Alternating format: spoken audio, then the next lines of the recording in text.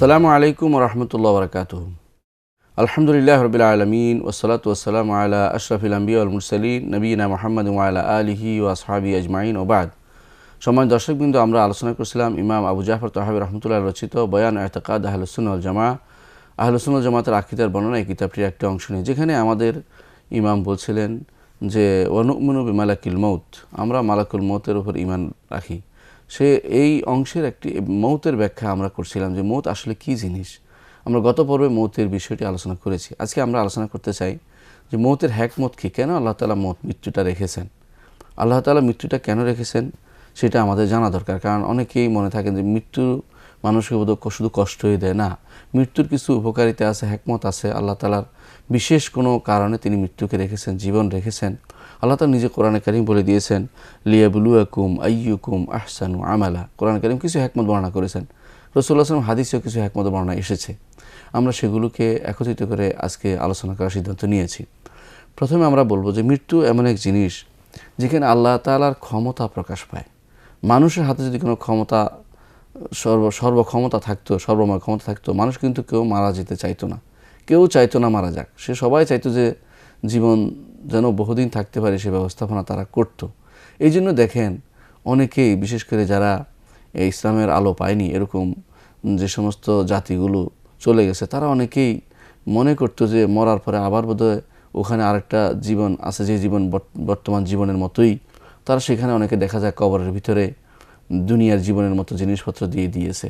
তারা আখিরাতের জীবনের প্রকৃত অবস্থা বুঝতে পারেনি, এই জন্য তারা সেখানে পথভ্রষ্ট হয়েছে। তো এই জন্য মৃত্যু আসলেই হচ্ছে আল্লাহ তাআলার যে মহান ক্ষমতা, এবং তিনি যে মানুষকে জীবন এবং মৃত্যু তিনিই দিয়ে থাকেন, আর কেউ নয়। যে মানুষ একটা ছোট পদার্থ ছিল, ছোট একটি বীর্য ছিল, সেখান থেকে সে জোকের মতো হলো, সেখান থেকে গোস্তপিণ্ড হলো, সেখান থেকে হাড় হলো, হাড়ের উপরে আল্লাহ তাআলা তাকে প্রলেপ দিয়ে দিলেন, আবার চামড়ার প্রলেপ, তার উপরে মানুষ বড় হলো। বড় হতে হতে এক সময় সে দুনিয়াতে আসলো। দুনিয়াতে আসার পরে সে ছোট ছিল, তারপরে যৌবন পার হলো, বার্ধক্য পার হলো, তারপর বৃদ্ধ হলো, এক সময় আবার চলে যাচ্ছে। এই যে জীবনের যে গতিময় এই জিনিসটা, পুরো জিনিসটা কিন্তু একটি মানুষ চিন্তা করলে বুঝতে পারে যে আল্লাহ তাআলা তিনিই সবিত, তিনি কত উত্তম স্রষ্টা। ফাতাবারাকাল্লাহু আহসানুল খালিকিন। আল্লাহ তাআলা কোরআনে কারিমে বিভিন্ন জায়গাতে সেটা তুলে ধরেছেন। সূরা হজ্জের মধ্যে সেটা তুলে ধরেছেন, আল্লাহুল্লাযী খালাকাকুম মিন দাফিন সুম্মা জাআলা মিন বা'দি দাফিন কুওয়া। আল্লাহ তাআলা তোমাদেরকে দুর্বল করে সৃষ্টি করেছেন, দুর্বলের পরে শক্তি দিয়েছেন। আবার ওখানে বলেছেন তোমরা কীভাবে অস্বীকার, তোমরা নোতফা ছিলে, তারপরে এই ছিল, তোমরা বীর্য ছিলে, তোমাদেরকে তিনি এভাবে বিভিন্ন খালাকাকুম আতওয়ারা, বিভিন্ন পর্যায়ভুক্ত করে, পর্যায়ে পার করে পূর্ণ জীবন দিয়েছেন। আবার তিনি বৃদ্ধ বানিয়ে দিয়েছেন, সেটাও আল্লাহ তাআলা অন্য আয়াতে বলেছেন। এই সবই যে আল্লাহ তাআলার মৃত্যু, আল্লাহ তাআলার অপার ক্ষমতার একটি প্রমাণ, যে দুনিয়ার মানুষ যা ইচ্ছে তা করতে পারে না, এবং আল্লাহ তাআলা তিনি যা চান সেটাই শুধু হবে। তার মানুষ যে অন্যের অধীন, মানুষ যে কখনো তার নিজের ইচ্ছায় চলতে পারে না, বরং অন্য কারো ইচ্ছায় সে চলে, এটা, এবং নিজের যা ইচ্ছা তা করতে পারে না। কিছু ইচ্ছা সীমিত তার ইচ্ছা আছে, সেটা আলাদা কথা, কিন্তু যা ইচ্ছা তা করতে পারে না, এটার বিরাট প্রমাণ হচ্ছে, সেটার প্রমাণ হচ্ছে মৃত্যু। কোরআনে কারিমে আল্লাহ তাআলা দুইটি আয়াতের মাধ্যমে আমাদেরকে সেই কথাটি তুলে ধরেছেন। সূরা ওয়াকিয়ার মধ্যে আল্লাহ তাআলা বলেছেন ফালাউলা ইন কুনতুম গায়রা মাদিনিন তারজিউনহা ইন কুনতুম সাদিকিন। যদি তোমরা গায়রু মাদিনিন, কারো দ্বারা নিয়ন্ত্রিত না হয়ে থাকো, গায়রু মাকহুরিন গায়রু মাগলুবিন, তোমরা যদি পরাজিত না হয়ে থাকো, তোমরা সবসময় জয়ী হয়ে চিন্তা টেন্ডেন্সি কাজ করে থাকে যে আমরা সবই পারি, তাহলে একটা কাজ করো তো দেখি, তারজিউনহা ইন কুনতুম সাদিকিন, এই রুটাকে ফেরত নিয়ে আসো তো দেখি, ইন কুনতুম সাদিকিন, যদি তোমরা সত্যবাদী হও। সুবহানাল্লাহ। এই দুটি আয়াত দিয়ে আল্লাহ দেখিয়ে দিয়েছেন যে তোমরা অবশ্যই কারো না কারো অধীন, তুমি স্বাধীন নও, যা ইচ্ছা তা করতে পারো না, তোমার মৃত্যু অবধারিত। তুমি যদি কোনো এতই ক্ষমতার অধিকারী হয়ে থাকো, দেখি তোমার রুটা আমি নিয়ে যাচ্ছি, তুমি টেনে নিয়ে আসো, এবার তোমার শরীরে ঢুকাই ফেলো তো দেখি।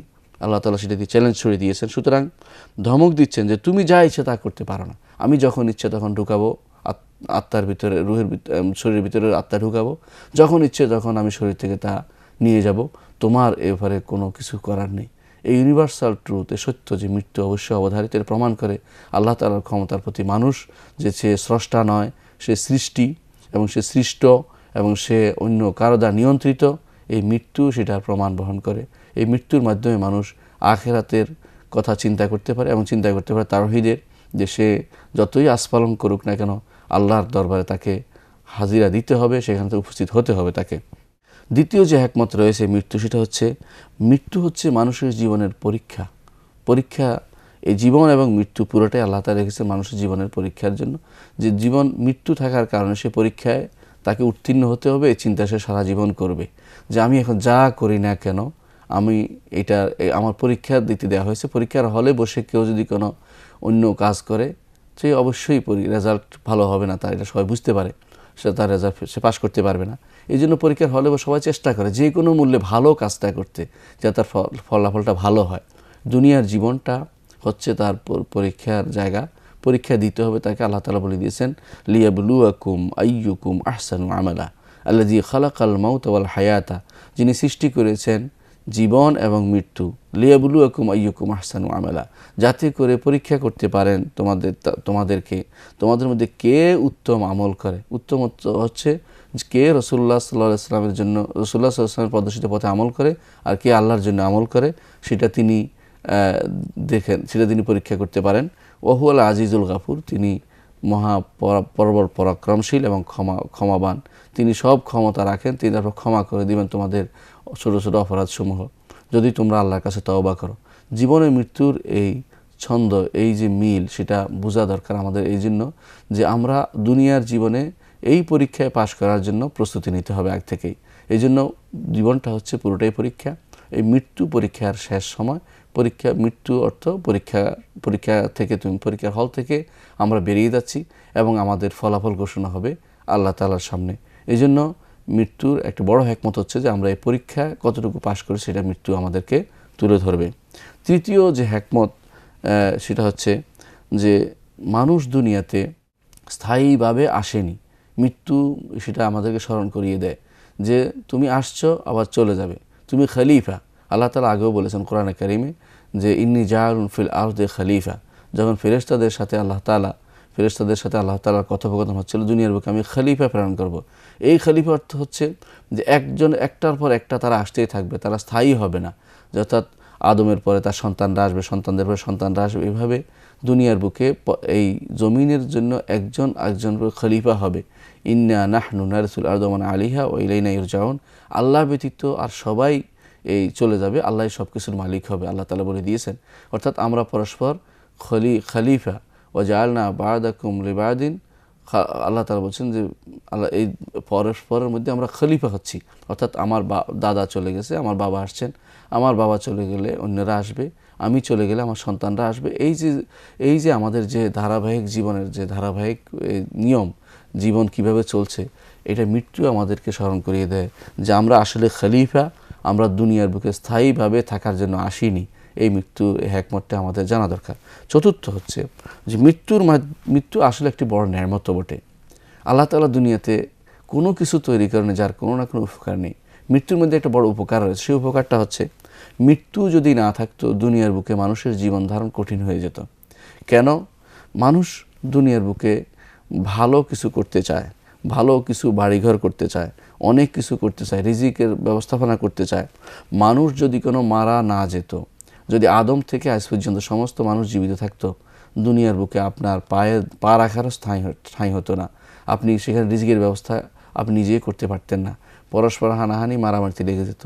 এই জন্য আপনার জীবনের মানুষের মৃত্যু এটা অন্যদের জন্য অথবা কখনো কখনো তার জন্য উপকার বয়ে আনে, অন্যদের জন্য উপকার বয়ে আনে। এই জন্য যে একের জায়গায় অন্য স্থান হয়ে যায়, অন্যরা সে জায়গাতে এসে স্বাচ্ছন্দ্যে জীবনযাপন করতে পারে। পঞ্চম উপকার এটা হচ্ছে মানুষের নিজের, অর্থাৎ একটি বললাম অন্যের উপকার হয়, তেমনি মানুষের নিজেরও হচ্ছে এটা। একটি মানুষ দুনিয়া থেকে অনেক সময় দুনিয়ার কর্মকাণ্ড থেকে তার কষ্টকর হয় দুনিয়া অবস্থান করাটা।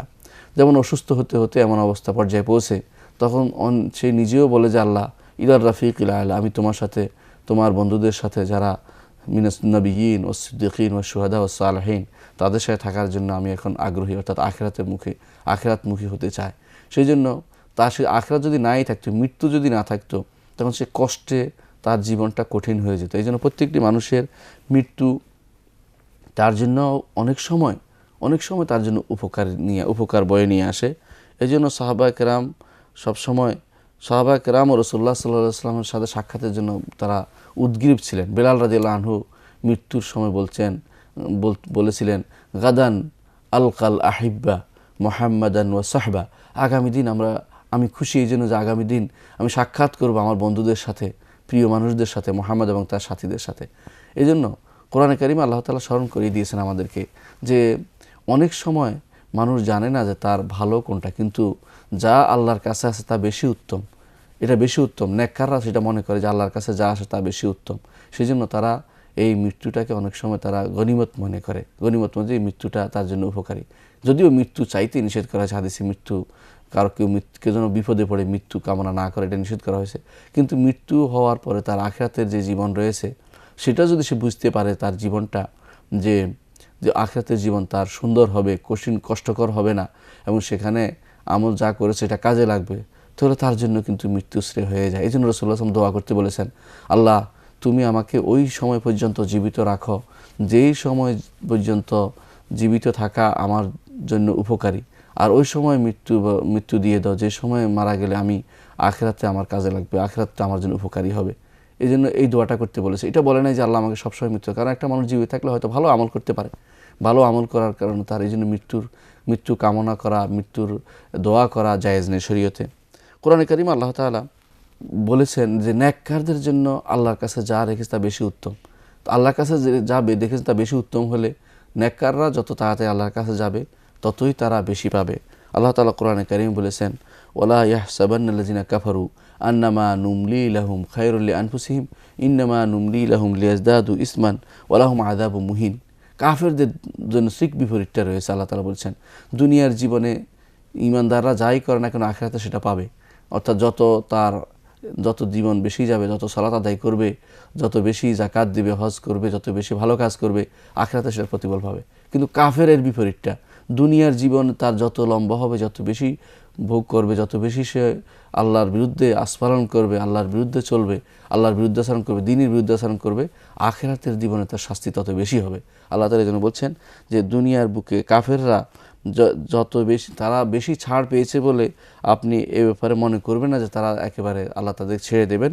আন্নামা নুমলি লাহুম খায়রুল লিআনফুসিহিম, দুনিয়ার বুকে তারা যে বেশি জীবন পেয়েছে এটা তারা যেন মনে না করে যে এটা তাদের জন্য কোনো ভালো কিছু বয়ে আনবে, এই ছাড়টা তাদের জন্য, বরং ইন্নামা নুমলি লাহুম লিয়াজদাদু ইসমান, তাদেরকে তো আমি ছাড় দিচ্ছি তারা বেশি বেশি গুনাহ কামাই করার জন্য, ওয়া লাহুম আযাবুম মুহিন, আখিরাতে তাদের জন্য কঠিন শাস্তি রয়েছে। এই জন্য কাফেরের জন্য দুনিয়ার জীবন তার জন্য সে জান্নাত হিসেবে নেই, কারণ আখিরাতে তার জন্য শাস্তি ছাড়া কিছুই নেই।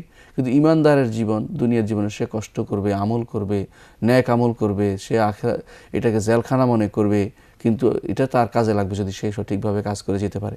সুতরাং দুনিয়ার জীবনের শেষে যে মৃত্যুটা, এই মৃত্যুটা কাফেরের জন্য উপকারী, ঈমানদারের জন্য উপকারী। যদি ঈমানদার জানে যে তার আখিরাত আলহামদুলিল্লাহ ভালো, তখন সে তার জন্য আখিরাত উপকারী। অনেক সময় তার কষ্টকর জীবন থেকে মুক্তি পাওয়ার জন্য, দুনিয়ার জীবনের কষ্ট বিপদ থেকে উদ্ধার পাওয়ার জন্য আল্লাহ তাআলা তাকে যখন মৃত্যু দিয়ে দেন, সেটা তার জন্য উপকারী হয়ে যায়।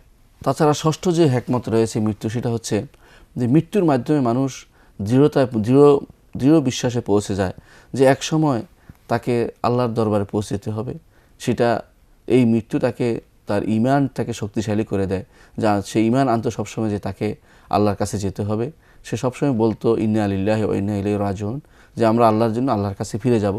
এই মৃত্যুর মাধ্যমে সেটাকে সে বাস্তবায়ন করলো, অর্থাৎ মৃত্যু তার জীবনটাকে আল্লাহমুখী করে দেয়, এবং মৃত্যুর পরের ঈমানদারের জীবন সবসময় সে মনে করবে যে আমি আগেও ছিলাম দৃঢ় ঈমানের অধিকারী, যে আমি আল্লাহর কাছে যাব।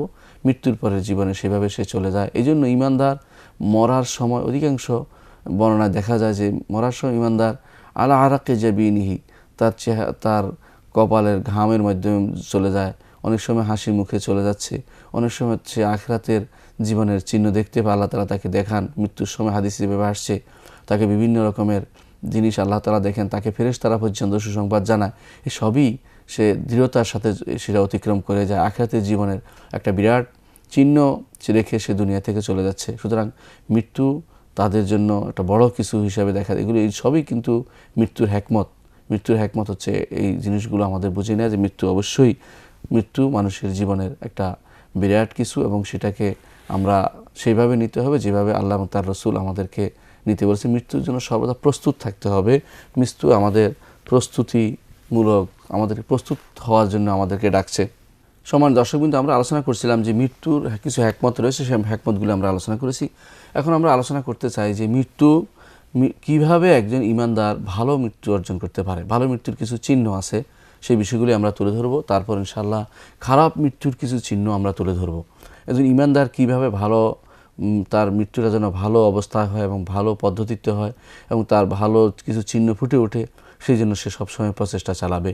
এই জন্য আমরা মৃত্যু যেহেতু অবধারিত এবং আসবেই আমাদের প্রত্যেকের উপরে, ঈমানদার মাত্রই চিন্তা করা উচিত যে কিভাবে মারা গেলে তার জীবনটা সাফল্য জীবন হবে আর কিভাবে মারা গেলে তার জীবনটা বিফল বলে পরিগণিত হবে, সেই জিনিসটা জেনে নেওয়া। প্রথমেই বলবো যে একজন মানুষ তার সঠিক জীবন যাপন করতে পেরেছে সত্যিকার, এবং সে তার সঠিক পরিসমাপ্তি ঘটেছে, এটা সে বুঝতে পারে বেশ কিছু কর্মকাণ্ডের মাধ্যমে। এক নম্বর হচ্ছে যদি সে আল্লাহর জন্য তাওহীদ প্রতিষ্ঠা করে থাকে। আল্লাহর জন্য তাওহীদ প্রতিষ্ঠা করতে থাকলে তার জীবনটা হবে মঙ্গলময় এবং তার জীবনটা হবে সবচেয়ে সুখকর। দুনিয়ার জীবনও ভালো, আখিরাতের জীবনও তার জন্য ভালো হবে। কোরআনে কারিমে আল্লাহ তাআলা সেটা বলেছেন যে ফালানুহইয়ান্নাহু হায়াতান তাইয়্যিবা, তার জন্য অত্যন্ত উত্তম হায়াতের আল্লাহ তাআলা ব্যবস্থা করে দিবেন দুনিয়ার জীবনে। আল্লাহ তাআলা সেটা বলেছেন মান আরাদা আন যিকরি ফাইন্না লাহু মাঈশাতান দানকা। এর বিপরীতটা, অর্থাৎ যে ব্যক্তি আল্লাহর জিকির থেকে বিমুখ থাকবে আল্লাহ তাকে কষ্টকর জীবনে ফেলবেন। আর যে ব্যক্তি আল্লাহ তাআলা তাওহীদের দিকে থাকবে, তাওহীদের উপর থাকবে, আল্লাহ তাআলা তার জন্য ফালানুহইয়ান্নাহু হায়াতান তাইয়্যিবা, উত্তম জীবনের ব্যবস্থা করবেন। রাসূলুল্লাহ সাল্লাল্লাহু আলাইহি ওয়াসাল্লাম বলেছেন ইন্নাল্লাহ হাররামা আলান নার মান ক্বালা লা ইলাহা ইল্লাল্লাহ ইয়াবতাগি বিযালিকা ওয়াজহাল্লাহ। যে ব্যক্তি আল্লাহর সন্তুষ্টির জন্য, আল্লাহ তাআলার সন্তুষ্টির জন্য লা ইলাহা ইল্লাল্লাহ বলেছেন, সেই ব্যক্তির উপরে আল্লাহ তাআলা জাহান্নামকে হারাম করে দিয়েছেন। সুতরাং উত্তম মৃত্যুর উদাহরণ হচ্ছে ওই ব্যক্তি, যে ব্যক্তির মুখ দিয়ে লা ইলাহা ইল্লাল্লাহ বের হয়, যে ব্যক্তির মুখ দিয়ে তাওহীদের বাণী বের হয়, যে ব্যক্তি সারা জীবন তাওহীদের উপর চলে এবং যে ব্যক্তি সারা জীবন তার কর্মকাণ্ডে তাওহীদকে প্রতিষ্ঠিত রাখতে পেরেছে। সুতরাং উত্তম মৃত্যুর একটি বড় উদাহরণ হচ্ছে তাওহীদকে প্রতিষ্ঠা করা। দ্বিতীয় যে উত্তম মৃত্যুর একটি নিদর্শন হচ্ছে সেটা হচ্ছে ইস্তেকামা, দৃঢ়পথ থাকা, অর্থাৎ মৃত্যুর সময় ঈমান থেকে দূরে সরে না যাওয়া। কোরআনে কারিমে আল্লাহ তাআলা বলেছেন ইন্নাল্লাযিনা ক্বালু রাব্বুনাল্লাহু সুম্মা ইসতাকামু তাতানাজ্জালু আলাইহিমুল মালায়েকাতু আল্লা তাখাফু ওয়া লা তাহজানু ওয়া আবশিরু বিল জান্নাতি আল্লাতী কুনতুম তুআদুন। যারা বলে যে আমাদের রব আল্লাহ, তারপর এর উপর দৃঢ়পথ থাকে, অর্থাৎ ঈমান আনছে, তাওহীদ আছে, এরপর দৃঢ়পথ থাকে, কোনো রকমে তারা এদিক সেদিক করে না, তাদের আল্লাহ তাআলা বলছেন লা খাউফুন আলাইহিম ওয়া লা হুম ইয়াহজানুন, তারা পেরেশানি হবে না, তারা চিন্তান্বিত হবে না, অর্থাৎ তারা আল্লাহ তাআলা তাদের আখিরাত ভালো, তাদের পরবর্তী জীবন ভালো হবে, আল্লাহ তাআলা সেটা ঘোষণা করেছেন। সুতরাং দ্বিতীয় যে বড় কাজটি করতে হবে তাওহীদের পরে সেটা হচ্ছে ইস্তেকামত, দৃঢ়পথ থাকতে হবে। অন্য আয়াতে আল্লাহ তাআলা বলেছেন যে ফেরেশতারা তাদেরকে সুসংবাদ তখন জানায়, মৃত্যুর সময় তাদেরকে সুসংবাদ জানায়। এর অর্থ হচ্ছে যে ইস্তেকামত থাকা মানুষের জরুরি, দৃঢ়পথ থাকা জরুরি ঈমানের উপরে, সবসময় আল্লাহর শরীয়তের উপর থাকা উচিত, সবসময় কোনো ক্রমেই শরীয়ত থেকে দূরে সরে না যাওয়া উচিত। যদি দূর থেকে সরে যাওয়া হয় তাহলে সেটা হুসনুল খাতেমা হবে না, উত্তম পরিসমাপ্তি হবে না। উত্তম পরিসমাপ্তির জন্য দ্বিতীয় বড় কাজ হচ্ছে আল্লাহর দ্বীনের উপরে দৃঢ়পথ থাকা। উত্তম পরিসমাপ্তি, একজন মানুষের জীবনের উত্তম পরিসমাপ্তির জন্য তৃতীয় যে কাজটি করা দরকার সেটা হচ্ছে তাকওয়া। যথাযথভাবে আল্লাহ সচেতনতা, তাকওয়ার সঠিক অর্থ হচ্ছে সচেতনতা, আল্লাহ সচেতনতা তৈরি থাকতে হবে, যে আল্লাহ সম্পর্কে সবসময় সচেতন থাকবে। মহান আল্লাহ তাআলা কোরআনে কারীম বলেছেন ইয়া আইয়ুহাল্লাযীনা আমানুত্তাকুল্লাহা হাক্কা তুকাতিহি ওয়া লা তামুতুন্না ইল্লা ওয়া আনতুম মুসলিমুন। হে ঈমানদারগণ, তোমরা আল্লাহ তাআলা যথাযথ তাকওয়া অবলম্বন করো এবং তোমরা মুসলিম না হয়ে দুনিয়া থেকে যেও না। অর্থাৎ মৃত্যুর আগে তোমাদের তাকওয়া ঠিক আছে কিনা সেটা তোমরা দেখে নাও। যে এই তৃতীয় এই আলামত হচ্ছে হুসনুল খাতেমার উত্তম পরিসমাপ্তি, দুনিয়ার জীবনের উত্তম পরিসমাপ্তির তৃতীয় বড় আলামত হচ্ছে তাকওয়ার উপর থাকা, আল্লাহ তাআলার কথা স্মরণ করা, অর্থাৎ ফরজ কাজগুলি আদায় করা, হারাম পরিত্যাগ করা, গুনার কাজ থেকে দূরে সরে আসা, মাকরু কাজগুলোকে পরিত্যাগ করা, অতিরিক্ত দুনিয়ামুখী না হয়ে আখিরাতমুখী থাকা, এই সবই হচ্ছে তাকওয়ার মূল অর্থ। এগুলো যদি কোনো আমরা পাই, কোনো মানুষের মধ্যে আমরা সাক্ষ্য দিতে পারি যে হুসনুল খাতমা লোকটি আলহামদুলিল্লাহ, আমাদের বিশ্বাস হচ্ছে যে লোকটি উত্তম পরিসমাপ্তির দিকে গেছেন। উত্তম পরিসমাপ্তির আরেকটি উদাহরণ হচ্ছে, আরেকটি বড় নমুনা হচ্ছে সত্যবাদিতা অবলম্বন করা। রাসূলুল্লাহ সাল্লাল্লাহু আলাইহি ওয়াসাল্লাম বলেছেন যে একজন মানুষ সত্য বলতে থাকে, সত্য বলতে বলতে আল্লাহর কাছে সত্যবাদী লেখা হয়ে যায়। এজন্য দুনিয়ার বুকে কেউ সত্যবাদিতার উপর থাকে, আল্লাহ তাআলা তাকে আখিরাত সত্যবাদীদের মধ্যে অন্তর্ভুক্ত করেন, এবং তিনি সত্যবাদীদের অন্তর্ভুক্ত থাকেন বলেই তার দুনিয়ার জীবনের পরিসমাপ্তি সত্যবাদিতার উপর থাকা উচিত। এই জন্য দুনিয়ার বুকে চতুর্থ যে আলামত একজন মানুষের যে সে উত্তম পরিসমাপ্ত, তার হয়েছে উত্তম পরিসমাপ্তি, সেটা হচ্ছে সে সত্যবাদিতা অবলম্বন করেছে। অনুরূপভাবে উত্তম পরিসমাপ্তির আরেকটি বড় আলামত হচ্ছে, বড় চিহ্ন হচ্ছে যে একজন মানুষ যে সে তওবা করবে, দুনিয়ার বুকে যাওয়ার সময় যাওয়ার আগে সারা জীবন সে তওবা করে যাবে। কোরআন কারীমে আল্লাহ তাআলা বলেছেন, তুবু ইলাল্লাহি জামিআন আইয়ুহাল মুমিনুন লাআল্লাকুম তুফলিহুন, ঈমানদারগণ যদি সফল হতে চাও তো আল্লাহর কাছে তোমরা সবাই তওবা করো। এই জন্য আমাদের উচিত তওবা করা, আল্লাহর কাছে ফিরে আসা। এই তওবা করতে পারাটা একটি বড় আলামত যে আখিরাতে আমরা উত্তম কাজগুলি করে যেতে পারবো। উত্তম কাজগুলি আখিরাতে আমরা উত্তম কাজগুলি প্রতিফল পাবো, এবং দুনিয়ার যে গুনাহগুলো আমরা দুনিয়াতে রেখে যাচ্ছি সেগুলির আমরা কাফারা করতে পারবো, সেগুলি থেকে ক্ষমা পেয়ে যাব। এই জন্য উত্তম পরিসমাপ্তির দুনিয়ার জীবনের উত্তম পরিসমাপ্তির একটি আলামত হচ্ছে সবসময় তওবা করতে পারা, সবসময় তওবা করতে পারা। আমরা ইনশাআল্লাহ এ বিষয়ে আরও বিস্তারিত আলোচনা করব পরবর্তী কোনো পর্বে। ততক্ষণ আপনারা সুস্থ থাকুন, ভালো থাকুন। আল্লাহ তাআলার কাছে এই দোয়াই আমরা করব। ওয়া আখিরু দাওয়ানা আলহামদুলিল্লাহি রাব্বিল আলামিন। আসসালামু আলাইকুম ওয়া রাহমাতুল্লাহি ওয়া বারাকাতুহু।